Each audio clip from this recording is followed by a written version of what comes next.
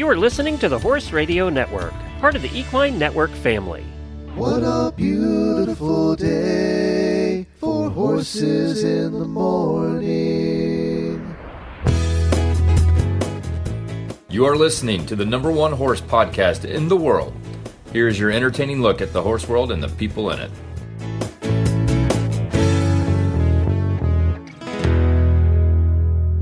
This is Ashley Winch in Albuquerque, New Mexico. And I'm Kat Gunther from White Lake, Michigan. You're listening to the Quarter Horse Podcast for Tuesday, March 18th. Good morning, Horse World. You're listening to the Quarter Horse Podcast, where we explore the versatility of the world's most popular breed of horse, the American Quarter Horse. On today's show, we're exploring everything side saddle. Ashley, have you ever ridden a side, as they say? Certainly not on purpose. You know, I've been on a horse when the cinch or girth was a little loose and ended up on the side, but apparently that's different than side saddle, which is what we're going to be diving into today.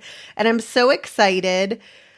I don't know a whole lot about it other than obviously the way you sit. And you know, as I was researching and the more I've learned about it, it seems you can almost do everything side saddle that you can do astride or like normally sitting in the saddle. Yeah, it's true. It really wasn't until the 20th century women started riding astride or with legs on both sides like we do today. Can you tell us a little bit about the history? Oh, you know, I love a research moment, so I'd be happy to. So for centuries, especially in European societies, women primarily rode side saddle due to social norms and emphasizing modesty. You know, you couldn't see that sexy little ankle. That was too much. Too much. Can't see it. Way too much. You know, and they were wearing all those clothes, those big long skirts. It would be pretty hard to sit on a saddle in a skirt like that. So that's kind of where it started. And then early in the 20th century, as women started to buck the system, horse pun very much intended, thank you, the rise of the suffrage movement played a significant role. Obviously, at that time, women were, you know, pushing the social norms and fighting for equal rights. And side saddle was actually seen by some women as a symbol of male domination because due to the social pressures and norms of the time, you know, it was really the men who were wanting them to sit side saddle so as to not pull any ill-gotten glances from the man of yesteryear. Oh, that ankle, you got to keep it covered, guys. I'm telling you, watch out for a rogue ankle.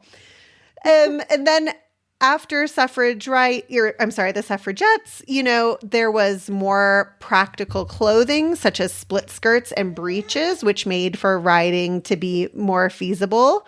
And then in the 30s, it really became completely accepted. All that to say, the big factors that took women from side saddle to riding astride were social changes, the women's suffrage movement, changes in women's clothing, and the practicality of riding astride. I'd have to imagine it is easier to work cattle, for example, when you have two legs on either side of your horse. I would think so. This is really cool, though, because I know nothing about side saddle. Absolutely nothing. When I was 10 years old, would sit on the side of my horse, and I thought I was really cool. You know, like that's my level of knowledge here. But I never realized it was so much like clothing based. There's so much history with women's clothing. I love a history moment. And when fashion and horses can be tied in, like I've struck gold. I had so much fun researching this episode. And before we call our first guest, Maggie, who is the president of the American Side Saddle Association, as well as last month guest Sam, it's Sam's mom, after a quick word from our sponsors. Sentinel Horse Feed knows there's no horse like your horse, and nobody gets their quirks, emotions, and unique personality better than you do. Just like you understand your horse inside and out, Sentinel's expert nutritionists understand their individual dietary needs. With a wide selection of formulas, Sentinel Horse Feed has something for every stage and activity level. Their 100% extruded nugget formulas are packed with naturally wholesome ingredients crafted for your horse's whole body well-being. Discover the difference of feed that's purposefully made to perfectly fit your horse. Visit feedsentinel.com/yourhorse to learn more or find a retailer near you. That's feedsentinel.com/yourhorse. Keep your horse feeling their best with the supplement brands you trust, delivered right on time with Chewy AutoShip. Never run out again with easy repeat deliveries on your schedule and save big while you're at it. Get 40% off their first AutoShip order of supplements for your horse with code EQSUP at checkout. For your favorite brands for fast shipping, I stuttered there. 3, 2, 1. For your favorite brands for fast shipping, there's Chewy. Shop now at chewy.com/equine.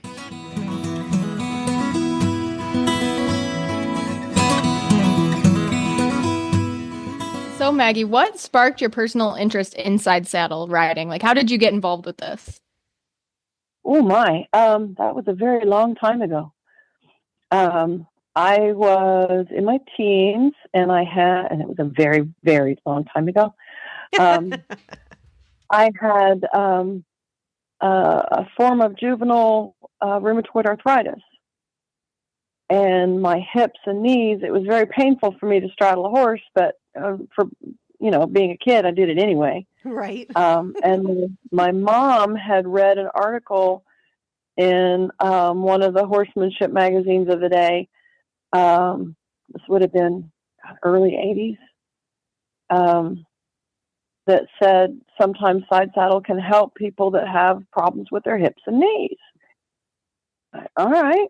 So they were at our local swap meet and found a very, very old side saddle for $50 and brought it home. And we determined that it had enough parts to be able to ride it. I've learned better since then. Haven't we all? Well, yeah, my dad's belt held this saddle on the horse. You're kidding me. That is phenomenal. No. Wow. A very 70s white patent leather belt with gold spots. Oh my gosh. Amazing. It didn't have any of the safety features that are strongly recommended for side saddle, but I managed to not die, and I even jumped in it. That's amazing. I can barely jump riding regular, let alone side saddle. It just blows my mind. I would normally tell you that jumping side saddle is safer than jumping astride, but not in that saddle. Well, tell us in a normal side saddle, that's redundant, correct me. But how is it safer? Because now you've piqued my interest. All right. Well, if you think about when you're riding astride, you are holding your body weight onto a 55-gallon drum, pretty much. Mm-hmm. In a side saddle, from the placement of the pommels, which a lot of people don't realize, there's two. Your right leg hooks around the top horn, and your left leg snugs up under the lower horn called the leaping horn. And your stirrup would be adjusted so that you have a little bit of movement to your left leg, but all you need to do to increase your grip is just push down against your stirrup with your toe. So oh wow.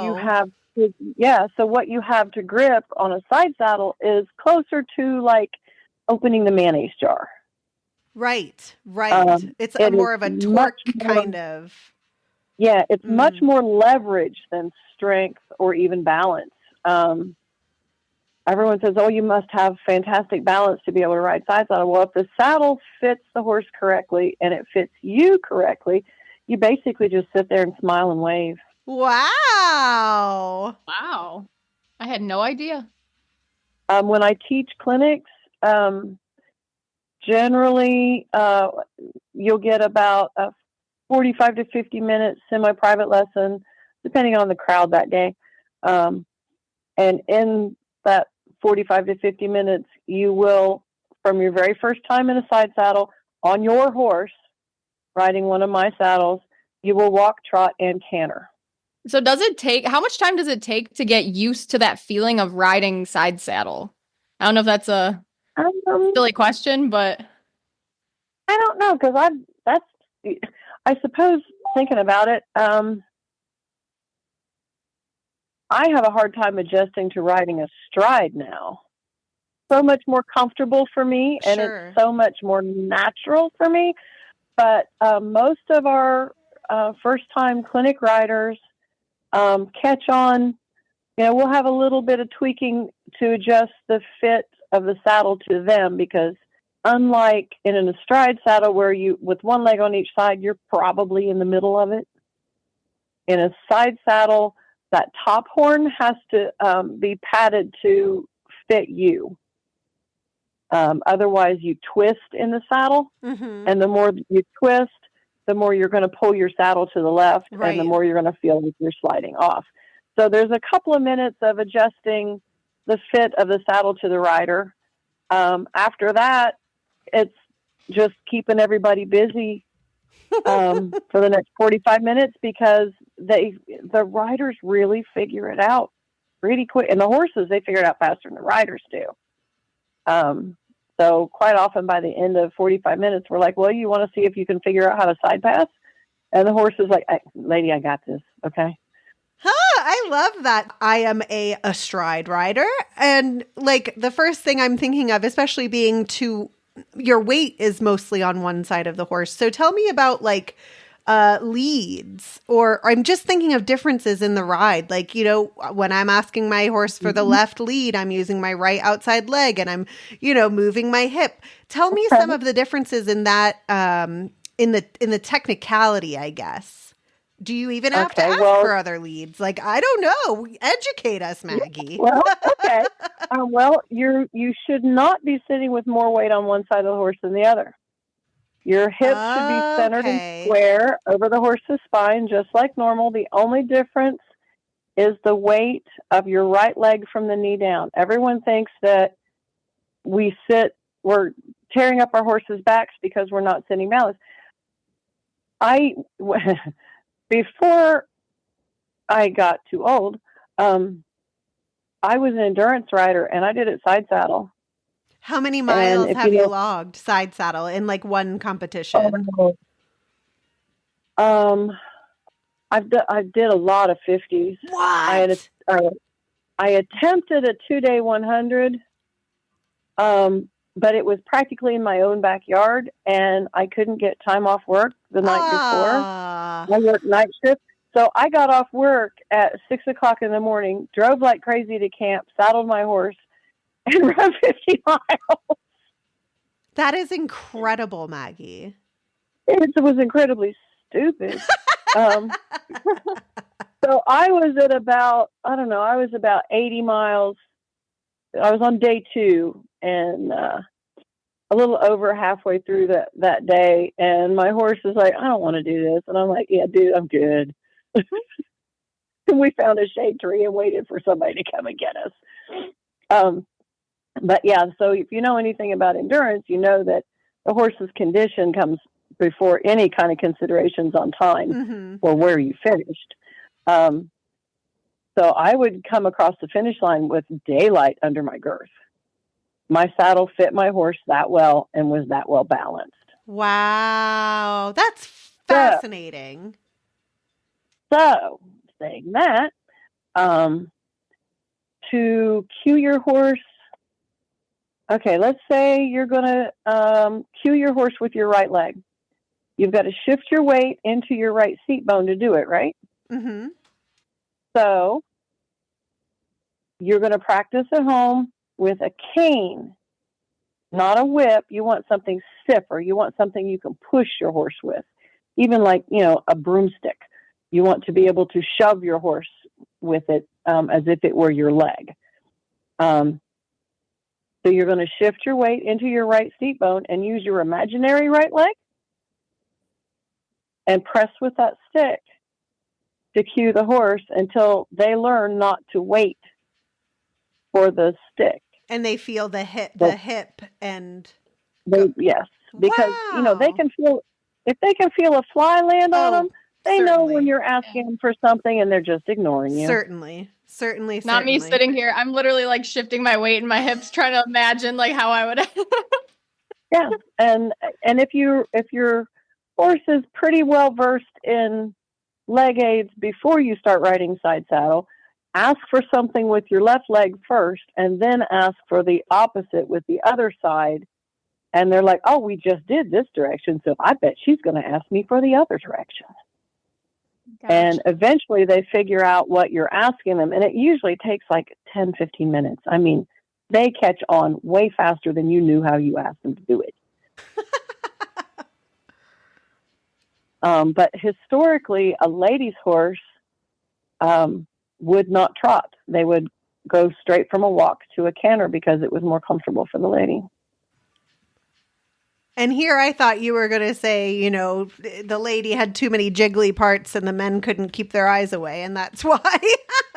No, there probably was some of one that. gentleman trainer that said that ladies' thighs were too round, and that's why they have to ride side saddle. They couldn't ride astride because their thighs are too round. Oh, well, that must be it. Logical to me. But yeah, anything you can do astride, you can do side saddle, within rules, of course. But physically, the only thing you really can't do is rope. And that's because there's just nowhere to tie a cow. And how bad do you want to be on the other end of a rope from an angry cow anyway? But yeah, now the Quarter Horse Association does not currently allow side saddle in any discipline. Mm-hmm. Reining Horse Association will not allow the competitor to ride side saddle. If there is for freestyle, if there is a second rider in the arena, that rider can be side saddle, but that one isn't judged. But most other disciplines, dressage, Western dressage, cowboy dressage, working equitation is getting really popular right now. Those all allow side saddle at all levels. And I think eventing too, right? Because I think that's where I've seen the most. Allows not up to the star levels. Okay. Once you get up to the star levels, you must ride astride. Okay. But you know all the stuff that most of us normal people will ever aspire to, it can be done side saddle. We had a side saddle rider take the Reserve World Championship at the Western Dressage Association World Show several years ago. That was kind of exciting, especially since she was a junior.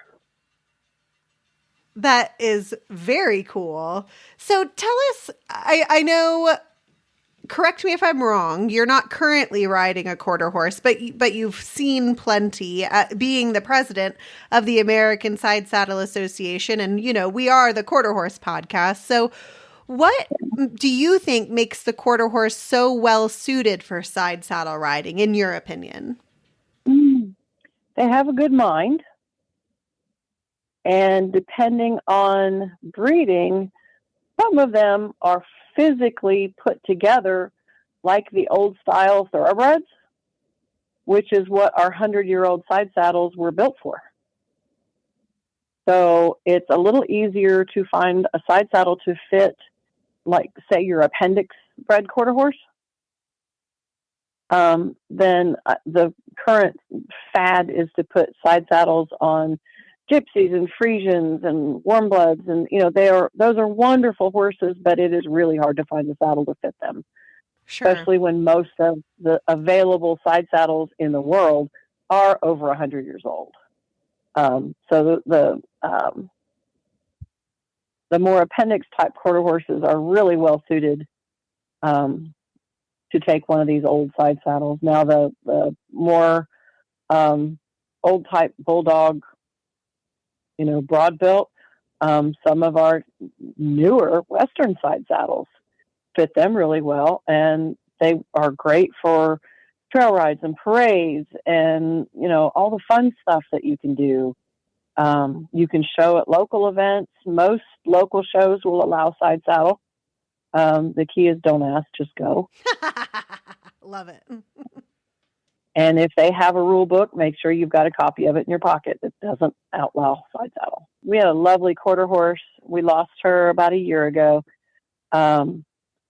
She was appendix bred, not very big. She was maybe 14.3, 15 hands.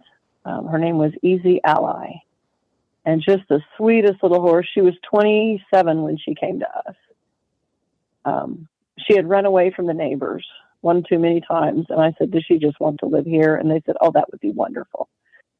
So our granddaughter showed her in 4-H for a year, and she got to be a really great parade horse, and lots of people got to enjoy their first side saddle ride on Allie.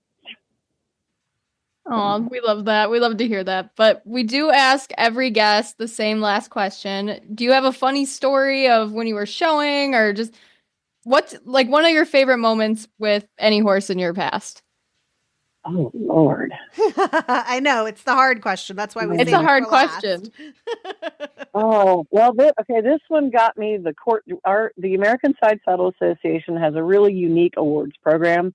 In addition to the normal points for doing stuff, we give fun awards. I got the Court Jester Award one year. I was riding my little nondescript chestnut mare, former Amish, goodness knows. She's supposedly standardbred in Hackney, but who knows? She's small and round.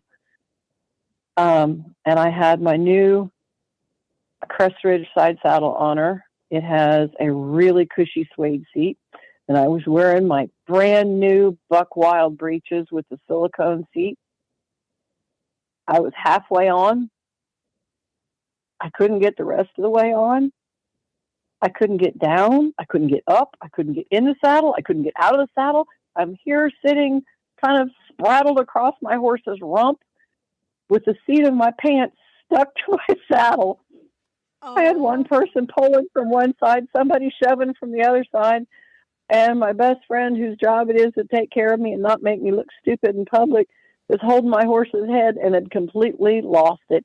Oh my gosh. I honestly thought you were going to say she was filming the whole thing. That would have been better, but thank goodness that was a little bit before really good filming stuff.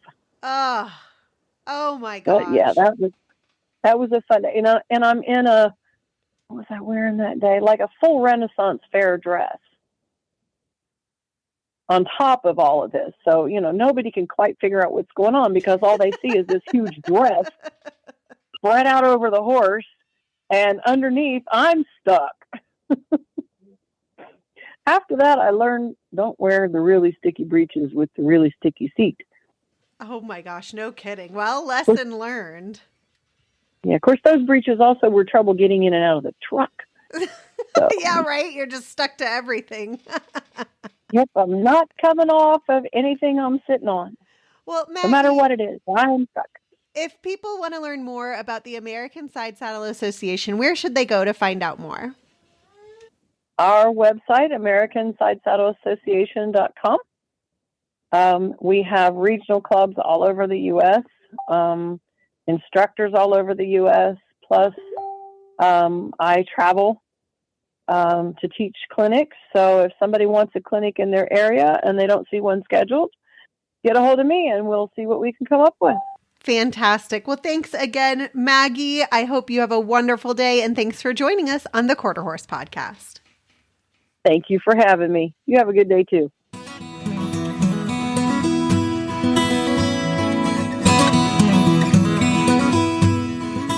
And now joining us, we have Andee, who is a side saddle competitor and a quarter horse lover, so we had to have her on today's show.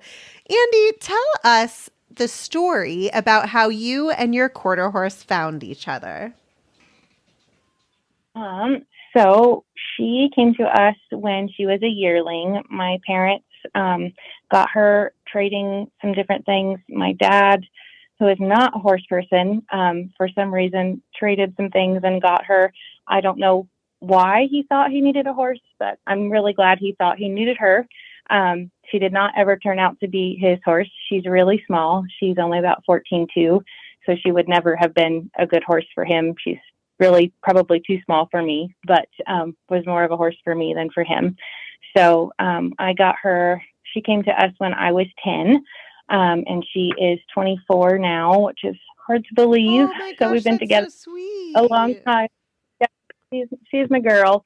So we've done a lot of things together over the years, and so I'm glad it didn't work out for her to be his horse, because she's been my girl for a lot of years. So if I had a nickel for how many guests I've had on different shows who have stolen their parents or the parents stole the children's horses, it seems to happen more often than you think.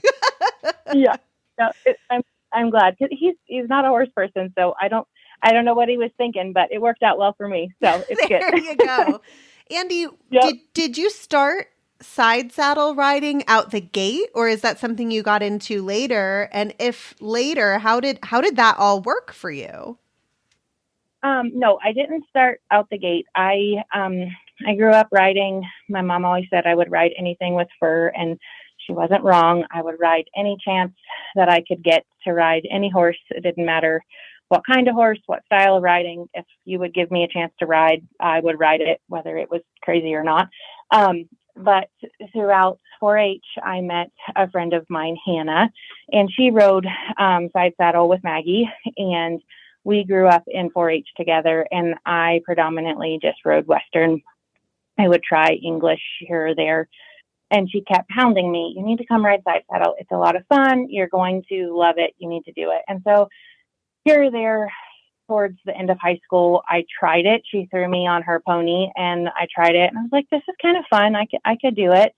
And then in college, I picked it up more. I wanted to get to do something with my horse. I was in nursing school, and I did not have time to keep a horse ready to go compete and, know her leads, or keep all the way legged up to run barrels or what have you. But she was a good girl and could walk down a parade route or do a demonstration where if she got her leads wrong, people weren't all that upset about that. They were more interested in the saddle we were riding in and the outfits we were riding in. So it was a really awesome way to stay involved with horses, and a lot of really awesome horsewomen throughout college when I didn't have as much time to devote to horses as I would have liked. And so I did a lot of parades and demonstrations and clinics throughout college that way. So that's how we got started. So I'm curious, what was the transition like going from riding astride to side saddle? Oh, it feels weird for the first 15 minutes, and then it's not too bad. There are certain things that feel different. If you jump, I think it takes a little more doing. But I've never been a jumper, so I don't know as much about that, but I hear that it takes a little more work as a jumper. But otherwise, you just think about keeping your right shoulder back, and really it's not too much different. My horse works pretty well off of my seat, so she didn't take advantage of me not having a leg on the right side too much. Some horses do, but she didn't. She's a pretty good girl in that respect. But so it wasn't too hard. It came pretty easy.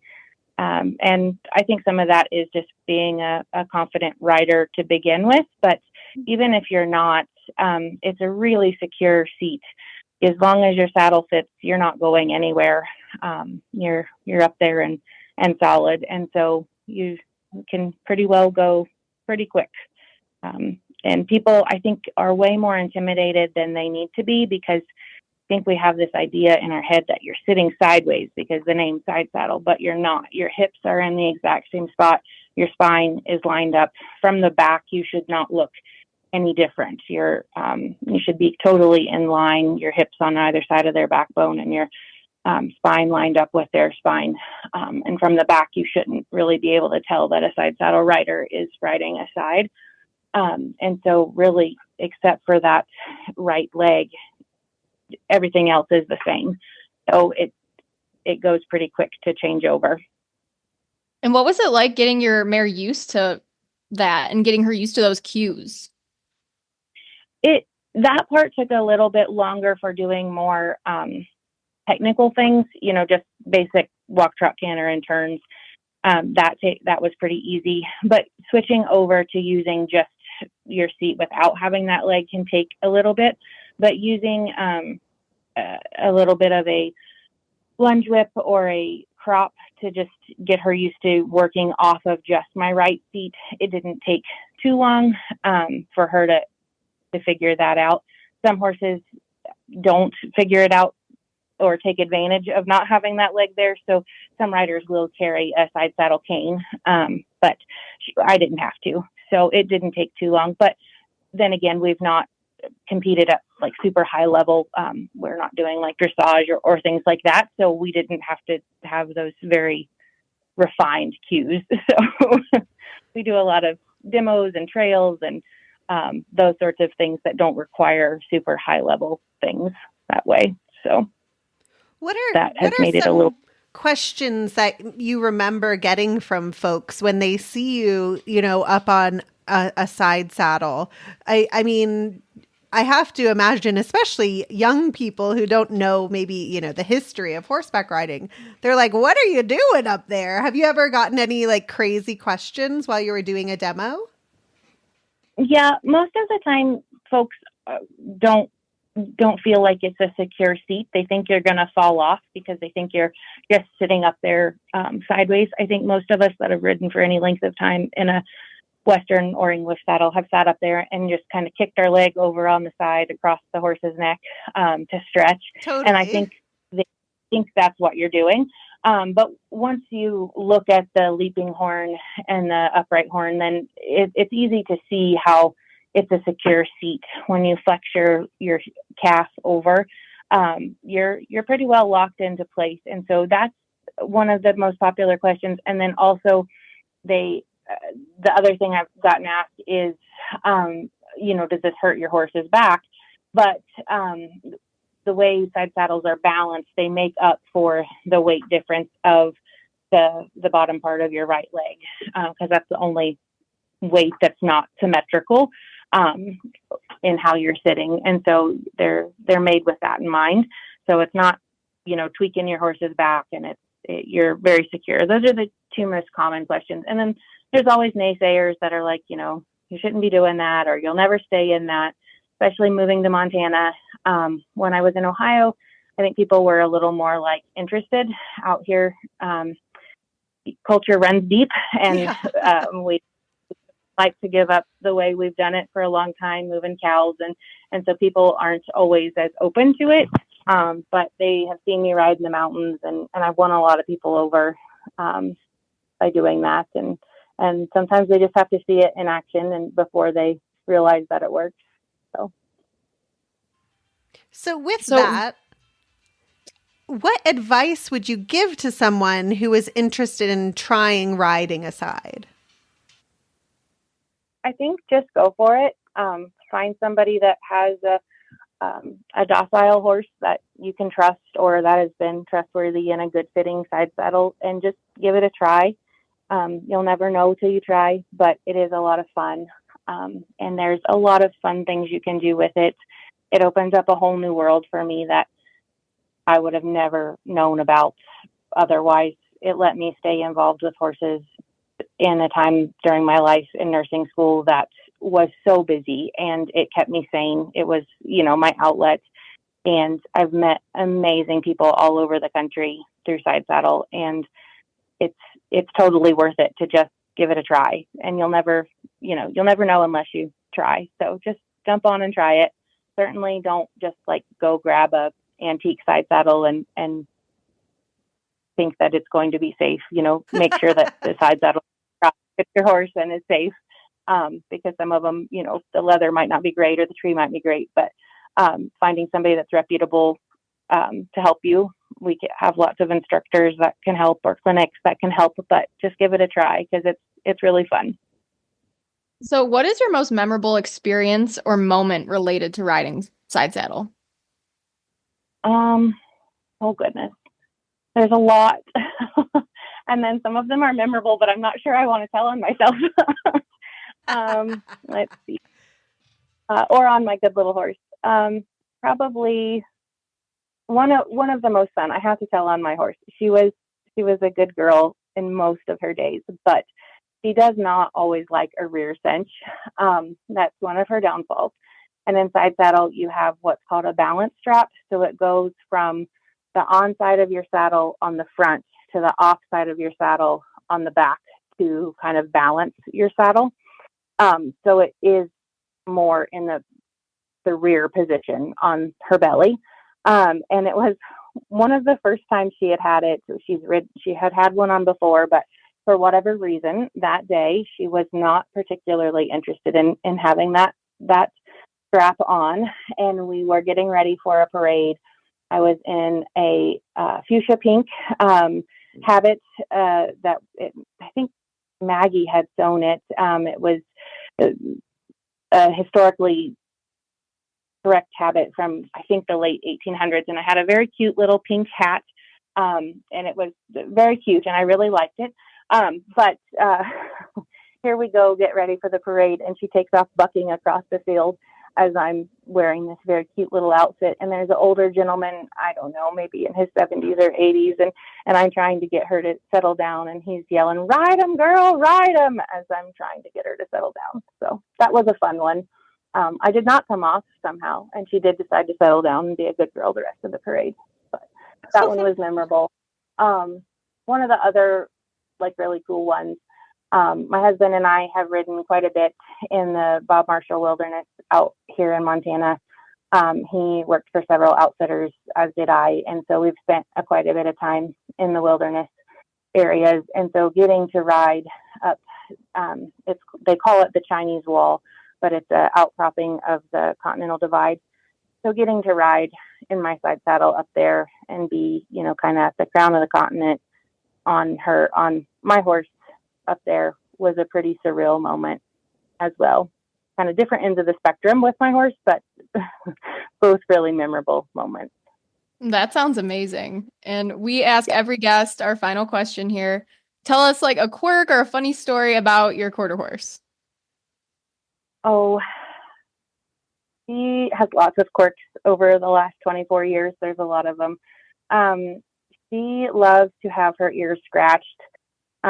She, on more than one occasion, has fallen asleep with her head on various people's arms or shoulders or whatever, while having her head or ears scratched. And then you step away and her big droopy head falls down and nearly hits the ground.